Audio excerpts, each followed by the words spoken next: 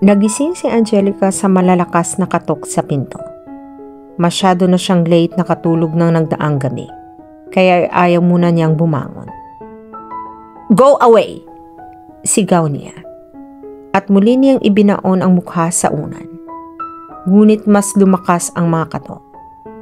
She looked at the alarm clock and saw that it was almost 11 o'clock in the morning. Nakalimutan niyang iset ang alarm niyon. Sandali lang. Nakasimangot na binuksan niya ang pinto. Pagbukas niya, ang kapatid niya ang bumungad sa kanya. May kakaibang ngisi sa mukha nito. "What? May naghahanap sa iyo." Kumunot ang noo niya. "Sino naman ang maghahanap sa akin sa lugar na ito? I just arrived yesterday. Tell whoever it is to go away." Muli niya sanang isasara ang pinto. Ngunit itinukod nito ang magkabilang kamay roon. "Basta ate, mag-ayos ka na." Tapos bumaba ka na kaagad. Umalis na ito bago pa siya makapagprotesta. Sino naman kaya iyon? Kahit anong isip ang gawin niya, ay hindi talaga niya mahulaan kung sino ang naghahanap sa kanya. Mabilis na naligo siya at nagbihis. Pagbaba niya, ay walang tao sa sala. Ngunit naririnig niya ang malalakas na tawanan mula sa balkonahe. She composed herself before walking outside. Tila niyanig ang mundo niya nang magkasalubong ang paningin nila ng lalaking may napakaitim na mga mata. Ito ang lalaking naghalik sa kanya sa dalampasigan ng nagdaang araw. The one who gave her her first kiss. She used all her might to remain flat and black. Hinagod niya ito ng walang interes na tingin bago siya bumaling kay Caleb. "Who's looking for me?" tanong niya. Bagaman ay may ideya na siya kung sino. Ininguso nito ang lalaking malawak ang pagkakangiti. Muli niya itong tinapunan ng walang interes na tingin, giving him the freedom to say what he wanted from her. "Good morning, beautiful." Or should I say, "Good afternoon." He smiled seductively at her. She would not give him the happiness of giving it into his seduction. Hindi pa rin siya nagpakita ng anumang emosyon. "What can I do for you?" she asked coldly. Unti-unting nabura ang mga ngiti nito sa mga labi. Napalitan iyon ng panunuri. "Binibisita kita. Hindi kita kilala." Namula ito sa pagkahiya dahil sa tahasang pagtanggi niya. She felt triumphantly. A blushing handsome man. Interesting. Tumikim muna ito bago mapang-akit ng ngumiti ulit. "We know each other. Have you forgotten about yesterday?" Naghuhurumentado ang kalooban niya sa labis ng inis. Ngunit pinanatili niyang blanko ang mukha. "Oh yes, yesterday." Kunwari ay nag-isip siya. "I remember now." He smiled in defiance.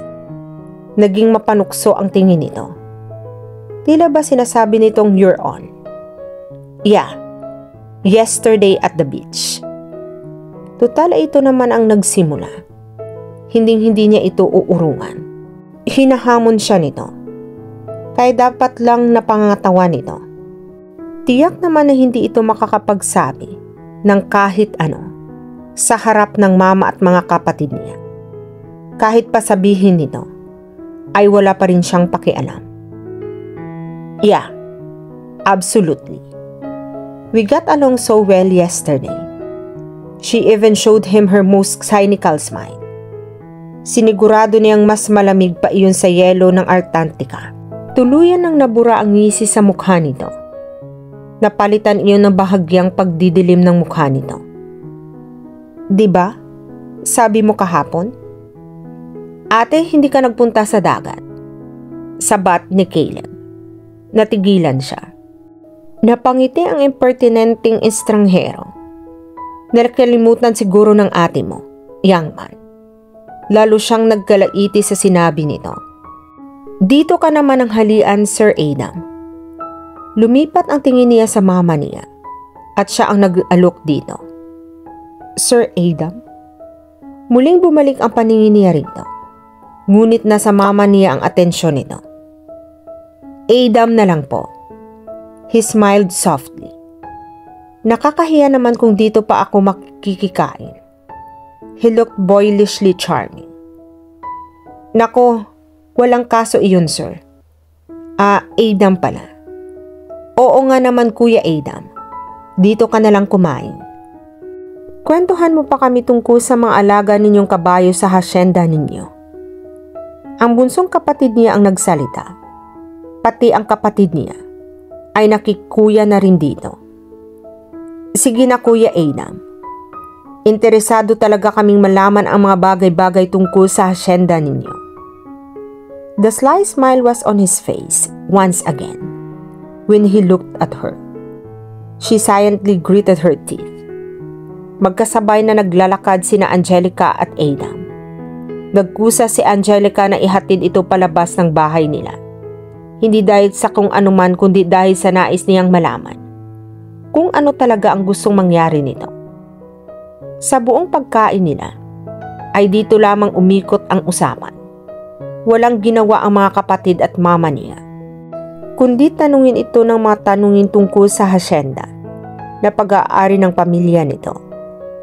Marami tuloy siyang nalaman tungkol dito. Hindi pala ito basta-bastang tao. Kabilang ang pamilya nito sa pinakamapangyarihan sa buong bayan at malamang ay maging sa buong Zambales. And his name was Adam Montemayor. I will be frank with you, Mr. Montemayor. Adam. Just call me Adam Lika. Don't call me that. My name is Angelica, not Lika. Okay. Natatawang wika nito. Angelica is it. She lost it again. Only this man could make her lose her composure and seriousness. What do you really want? She asked in her most serious tone. Huminto ito sa paglakad at namulsa.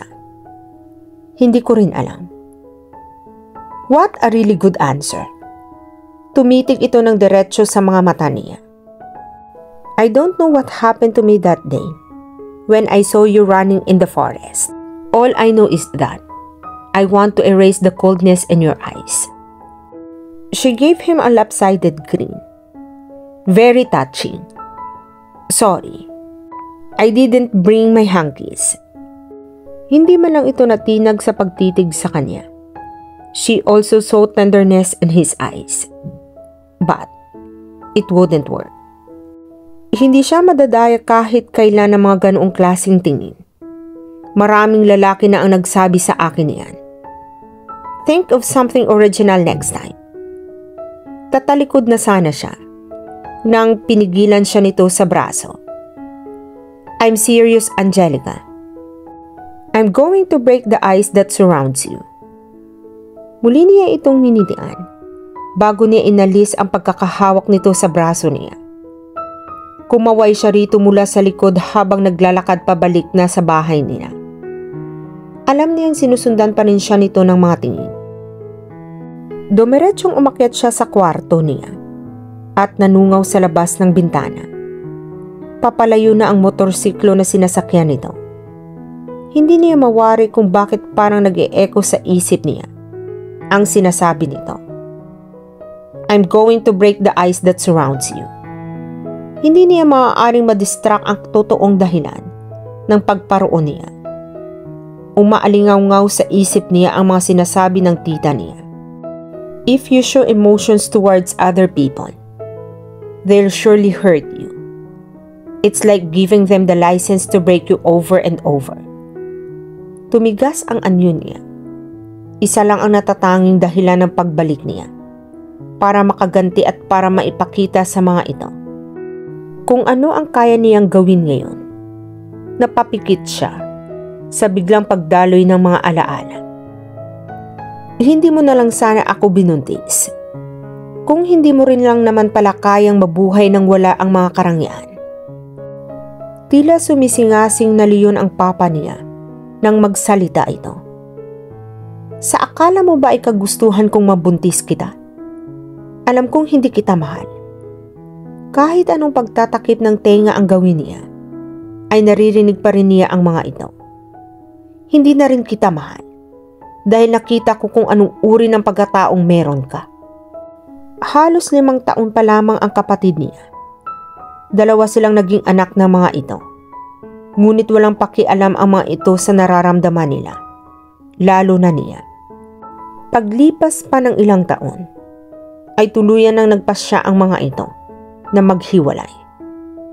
Ang mama niya ay sa Zambales na nirahan, samantalang ang papa niya ay isinama silang magkapatid sa muling pagbabalik nito sa mansyon nila. Sorry, Papa. Hinging paumanhin niya habang maluha-luha sa pagkakatayo. Pulos yan na lang ang naririnig ko sa iyo, Angelica. Pare-pareho kayo ng nanay mo. Kailan ka ba matututo? Punong-puno ng galit at kalamigan ang mga mata nito sa pagkakatitig sa kanya. Inutusan siya nitong ihatid ang isang papeles sa opisina. Ngunit hindi niya iyon naihatid ng eksakto sa oras. Hindi niya magawang mag-angat ng paningin. 2 uri lang ng emosyon ang ipinapakita nito sa kanya sa tuwina. Galit at kalamigan. Siguradong sinadya niya iyon. Kuya Rinaldo. Ang tita Adora niya ang sumabat sa usapan nilang mag-ama. Kasalukuyan silang nasa library ng mansyon at sumunod ino. Nagpakayuko-yuko siya ng husto. Lumabas ka na, Angelica. Utos nito. Sa harap ng hapag ay iyon pa rin ang paksa ng usapan nang binuksan ng tita niya. Wala lang talagang malasakit sa negosyo ng pamilya si Angelica. Hindi ba, Mama? Tiningnan siya ng lola niya. Gaya ng dati, ay walang emosyon ang tingin na ipinukol nito sa kanya. Wala namang kahit anong dapat asahan sa kanya. Hindi lingid sa kanya ang pagtitimpi ng kapatid niya na nasa tabi niya. Kaya kami ang magmamana ng negosyo ng pamilya. Right, Lola? Si Leila iyon. Isang masuyong tingin ang ibinigay rito ng lola niya. But of course, Iha. Tila naging isang salamin ang puso niya na binasag ng isang matigas na bagay at pera-perasong bumagsak sa sahig. Kahit hindi siya nag-angat ng paningin, ay natitiyak niyang nakatingin sa kanya si Leila sa nang uuyam na paraan. Napakurap siya ng ilang ulit. Kung noon, ay napapaluha siya sa tuwing maalala iyon. Ngayon, ay lalong nadadagdagan ang pagkamuhi niya sa mga ito. Marami siyang dapat singilin sa mga ito, hindi lamang sa mga magulang niya. She excitedly walked outside the mansion. Diretso ang mga hakbang niya patungo sa garden. Sinabi ng kapatid niya, ay naghihintay raw doon si Ivan sa kanya. Naliligaw ito sa kanya at balak na niya itong sagutin. Ngayon lang niya ipinagpasalamat ang labis na kaluwagan ng ama sa kanya. Mas tamang sabihin, kawalan ng pakialam. Wala siyang narinig dito tungkol sa panliligaw sa kanya ng binata. After all, she was already 16. 2 buwan mula ngayon ay graduation na niya. Galing sa may sinabing angkan si Ivan. Mabilis na nahulog ang loob niya rito dahil sa magagandang katangian nito. Aside from his good looks, he was also sweet, caring, thoughtful, and appreciative. Ito ang kauna-unahang lalaki na nagpakita sa kanya ng kabutihan. Balak na niya itong sagutin ng araw na iyon. Ngunit nabura ang ngiti niya sa nasaksihan niya sa hardin. Leila and Ivan were sitting on the bench and kissing. Para siyang sinuntok sa sikmura. Ang maligayang pakaramdam niya kanina ay napalitan ng walang kasing hungkag na damdamin. Nakatalikod sa kanya si Ivan, kaya hindi siya nito nakita nang maghiwalay ito at si Leila. She saw the triumphant smile on her cousin's face when she looked at her. Bago pa siya mapabulalas ng iyak, ay tumakbo na siya pabalik sa loob ng mansyon. Sunod-sunod na pumatak ang mga luha niya nang nasa loob na siya ng silid. Napamaang siya nang biglang pumasok si Layla sa loob ng silid niya, nang uuyam ang ngiti nito sa kanya. If I were you, hindi na ako aasa pa. She looked insultingly at her. Hindi man lang ba ito na konsensya sa ginawa? Bakit mo ginawa iyon, Layla?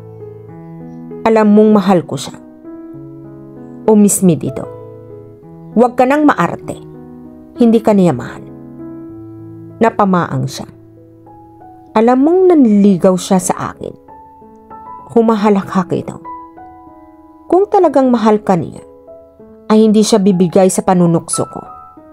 And believe me, when I tell you, bukas na bukas din ay sasabihin niya sa iyo na sumusuko na siya sa panliligaw niya sa iyo at mas gusto lamang niyang maging magkaibigan kayo. He will do it because of me. Iniwan siya nitong nakatulala at lumuluha. At tulad ng sinabi nito, iyon nga ang sinabi sa kanya ni Ivan nang magkausap sila. Pagkalipas ng ilang araw, ay magkasintahan na ang dalawa. Mula noon, ay sumumpa siyang hindi na ulit siya magtitiwala sa kahit sinong lalaki. She broke the pride and egos of countless men in the US. Hinding-hindi siya maluloko na Ada Montemayor na iyon. Kilala niya ang uri ng pagkatao na mayroon ito. At dito na po nagtatapos ang part 3 ng ating kwento. Sabay-sabay po nating abangan ang susunod na kabanata. Be good, be safe, and God bless po everyone.